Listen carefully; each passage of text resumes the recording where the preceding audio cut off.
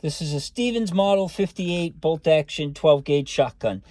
It comes with a 2-round magazine and was produced between 1933 and 1981. It's got a 26-inch long barrel with a adjustable front choke and a bead sight in the front with a block sight in the back. It weighs about 8 pounds and has an overall length of 47 inches. The long barrel made this a great gun for duck hunting.